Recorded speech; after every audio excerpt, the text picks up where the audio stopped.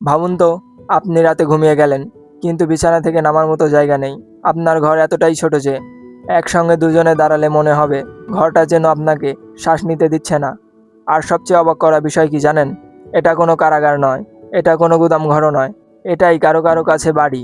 পৃথিবীর অন্যতম আধুনিক শহরে হংকংয়ে এমনও মানুষ আছে যাদের কাছে কয়েক বর্গফুটের জায়গাটি একটি সম্পূর্ণ জীবনযাপনের ঠিকানা।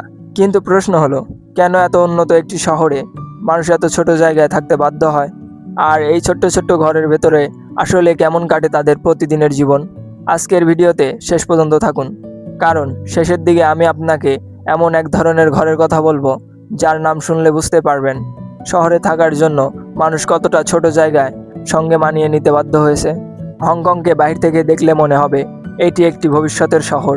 আকাশ ছোঁয়া সব বিল্ডিং, রাস্তার পাশে ঝকঝকে শপিং মল, ব্যস্ত রাস্তা, দ্রুত গতির পরিবহন, ব্যবসা বাণিজ্যের বিশাল কেন্দ্র। কিন্তু এই চকচকে শহরের আরেকটা বাস্তব রূপ আছে। এর ফলে সবার পক্ষে বড় অ্যাপার্টমেন্ট নিয়ে থাকা সম্ভব না। আর তখনই শুরু হয় অদ্ভুত এক সমাধান। একটি বড় ফ্ল্যাট ভাগ করা হয়, আর সেই ফ্ল্যাটের ভেতরে আবার ছোট ছোট অংশ তৈরি করা হয়। একটি রান্নাঘর, একটি বিছানা, কিছু জিনিসপত্র রাখার জায়গা, আর কখনো কখনো এতটুকুই। অর্থাৎ একটি বাড়ি নয়, বরংস একটি বড় বাড়ির ভেতরেই তৈরি করা হয় অনেকগুলো ছোট ছোট বাড়ি। এখন একটু কল্পনা করুন, আপনি সকালে ঘুম থেকে উঠলেন, আপনার বিছানা সরিয়ে রাখার জায়গা নেই, জানালার সামনে যাওয়ারও জায়গা নেই। আপনার কাপড়, ব্যাগ, রান্নার জিনিস সব কিছুর জন্য একটি ছোট্ট জায়গা ব্যবহার করতে হবে। আপনি যদি রান্না করেন, সেই জায়গার পাশেই আপনাকে হয়তো বসে থাকতে হবে, আর রাতে সেই জায়গাতেই আবার ঘুমাতে হবে। অর্থাৎ কয়েক বর্গ ফুটের জায়গায় শোবার ঘর, রান্নার জায়গা এবং ব্যক্তিগত জায়গা সব কিছু হিসাবে ব্যবহার করতে হয়। কারণ এখানেই গল্প শেষ নয়। হংকংয়ের আবাসন সংকট শুধু ছোট্ট ঘরই তৈরি করেনি, এটি এমন কিছু ব্যবস্থার জন্ম দিয়েছে যেগুলো দেখলে প্রথমে বিশ্বাস হতে চাইবে না যে মানুষ সেখানে দীর্ঘদিন বসবাস করছে। আর সেই কারণেই হংকংয়ের আবাসনের গল্প শুধু একটি স্থাপনায় নয়, এটা মানুষের বেঁচে থাকার গল্প। হংকংয়ের সমস্যা বুঝতে হলে প্রথমে শহরটাকে বুঝতে হবে। হংকং এমন একটি অঞ্চল যেখানে বসবাসের জন্য ব্যবহারযোগ্য জমি নেই। একদিকে পাহাড়ি এলাকা, অন্যদিকে সমুদ্র, তার উপরে মানুষের বসবাস, ব্যবসা, শিল্প এবং পরিবহন সবকিছুর জন্য একটি সীমিত জায়গায় পরিকল্পনা করতে হয়েছে। ফলে শহরটি ধীরে ধীরে নিচের দিকে না গিয়ে উপরের দিকে উঠে গেছে। এই কারণেই হংকংয়ে আকাশ ছোঁয়া সব বিল্ডিং। কিন্তু বিল্ডিংগুলো যতই উঁচু হোক না কেন, তা সেখানকার মানুষের জন্য যথেষ্ট নয়। আর তখনই সেই সীমিত জায়গার চাহিদা বেড়ে যায়। স্বাভাবিকভাবেই বাড়তে থাকে ভাড়া। যারা বেশি টাকা দিতে পারে তারা তুলনামূলক বড় এবং আরামদায়ক বাসা ব্যবহার করতে পারে, কিন্তু যাদের বাজেট কম তাদের সামনে বিকল্প রাস্তাও কমে যায়। তখনই শুরু হয় ছোট্ট জায়গায় জীবন চালানোর লড়াই। একটি ফ্ল্যাট কিভাবে অনেকগুলো ছোট ঘরে পরিণত হয়? ধরুন, একটি সাধারণ ফ্ল্যাটের ভেতরে আগে একটি পরিবার থাকতো, কিন্তু পরে সেই একই জায়গাকেই ছোট্ট ছোট্ট অংশে ভাগ করা হলো, দেয়াল তুলে তৈরি করা হলো আলাদা আলাদা ঘর। এই ধরনের বিভিন্ন বাসস্থানকে সাধারণভাবে বিভক্ত ফ্ল্যাট বলা হয়। এখানেই সবচেয়ে গুরুত্বপূর্ণ বিষয় হলো, এগুলো কেবল ছোট্ট ঘরই নয়, এই ছোট্ট ঘরের ভিতরেই মানুষ তাদের পুরো জীবন মানিয়ে নেওয়ার চেষ্টা করে।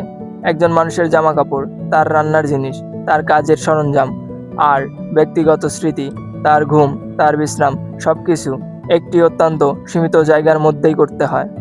আর তখনই বিছানা হয়ে যায় পুরো একটা পৃথিবী। স্ক্রিনে এখন যে ধরনের ঘর আপনি দেখছেন, সেটার দিকে একটু মন দিয়ে তাকান। প্রথম দেখায় হয়তো আপনার মনে হবে এত ছোট্ট জায়গায় মানুষ কিভাবে থাকে। কিন্তু যার কাছে এই জায়গাটি নিজের, তার কাছে এটি শুধু একটি ঘরই নয়, এটিই তার পৃথিবী। এখানেই তার দিন শুরু হয়, এখানেই তার দিন শেষ হয়। বাহিরে হয়তো হংকংয়ের ব্যস্ত রাস্তা, হাজার হাজার মানুষ, আকাশ ছোঁয়া সব বিল্ডিং, বিশাল অর্থনীতি। কিন্তু এই জায়গায় হংকংয়ের সবচেয়ে অদ্ভুত বাস্তবতাগুলো ফুটে উঠেছে। এই শহরেই কেউ বিশাল অ্যাপার্টমেন্ট নিয়ে থাকছে, আবার কেউ এমন ছোট্ট ঘরে থাকছে যেখানে প্রতি ইঞ্চির জায়গার মূল্য তার কাছে আছে।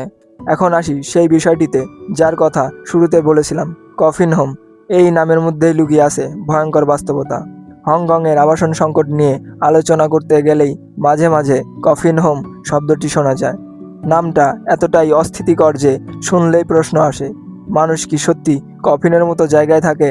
বাস্তবে এই শব্দটি মূলত অত্যন্ত সংকীর্ণ ঘর বা ঘুমানোর জায়গাকে বোঝাতে ব্যবহার করা হয়েছে।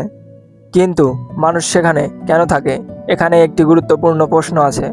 যদি জায়গাগুলো এতই ছোট হয়, তাহলে মানুষ সেখানে কেন থাকে? উত্তরটা খুবই সহজ, কারণ বিকল্প সবসময় সহজ হয় না। মানুষ কাজের জায়গার পাশাপাশি থাকতে চায়, পরিবার চালাতে হয়, শহরের ভেতরের জীবনযাত্রার খরচ সামলাতে হয়, আর তখনই বড় বড় বাসার ভাড়া নাগালের বাইরে চলে যায়। তখনই মানুষকে সিদ্ধান্ত নিতে হয় কম জায়গায় নাকি শহর থেকে অনেক দূরে থাকবে।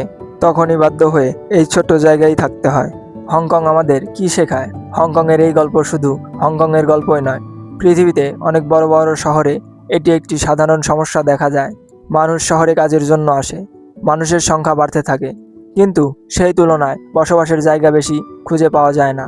এর ফলে আবাসনের ওপর চাপ তৈরি হয়, আর তখনই প্রশ্ন ওঠে, একটি শহর আসলে কার জন্য?